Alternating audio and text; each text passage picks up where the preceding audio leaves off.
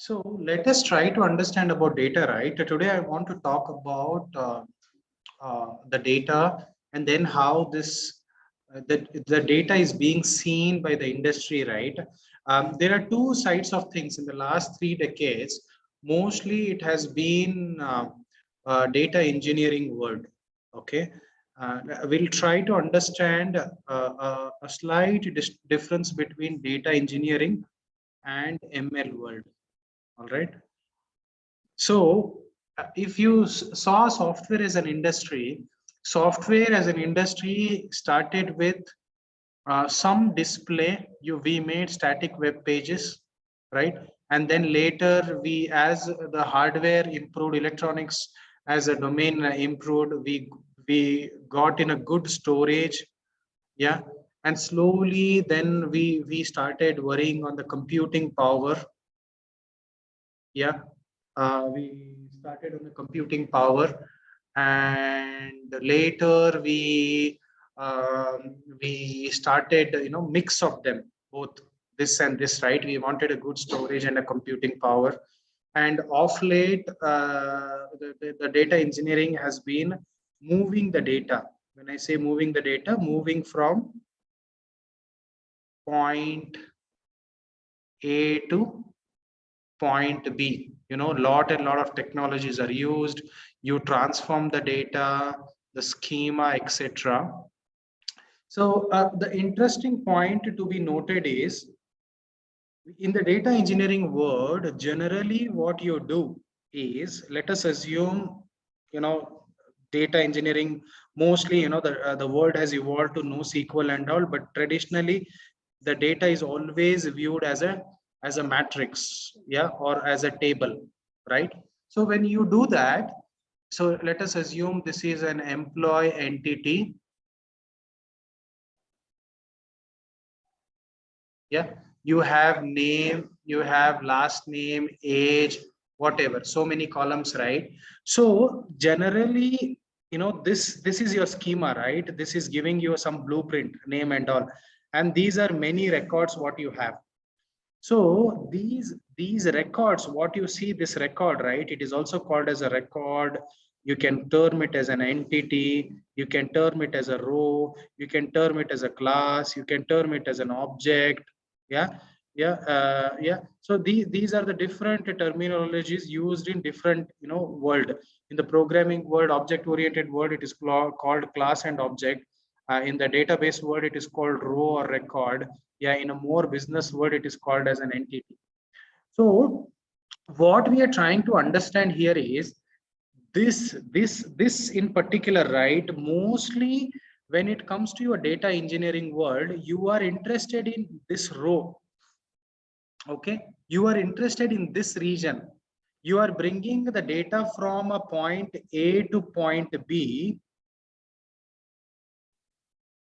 Okay, and you need to know these columns, how the data is being transferred, how the data is being mapped, a lot of maps. So you would have heard about something like object relational mapping. Yeah, you are converting the data which is present in the database to the object world. So that is called object relational mapping. So what you are interested in is mainly this record. Not necessary all the time, but most of the applications, they always rely on this row. Yeah, whereas your ML word, artificial intelligence word, is actually, on the contrary, it is interested on the entire data set. Because in the data engineering word, where you were interested in an individual row, here your ML AI word is interested in the entire data set, where it brings out some insight. Okay, where it brings out some insight from the available data. Since you are interested in the complete data set, hence you would need I would request you to go on mute if you're not speaking. Okay, yeah. So since you are dealing with a huge data set, You are supposed to have a very good storage.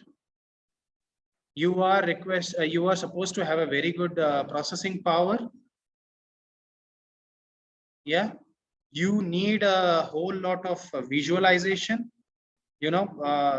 Since you're looking at the entire data set, you need a great visualization.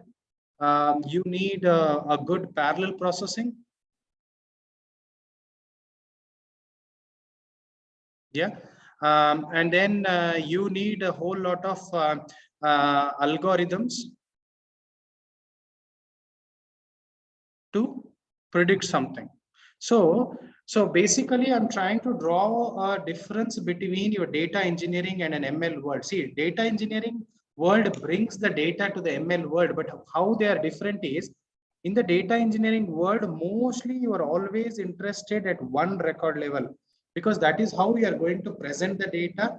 You are going to show the data on the view. You may show the collection of this data, okay, but still you would be interested in this schema, you know. So you may want to show the collection. Let's take a use case, this employee database.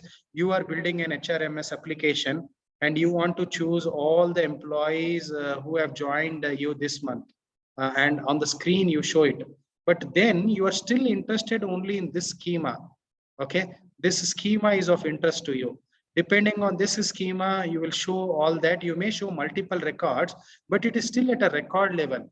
You're not really drawing any insight of it, and you're not really looking at the entire database. Okay, whereas in your ML case, you are going to look at the entire data set, going to process it, do some interesting insights on top of it, entire data set, and you will draw some insights on top of it.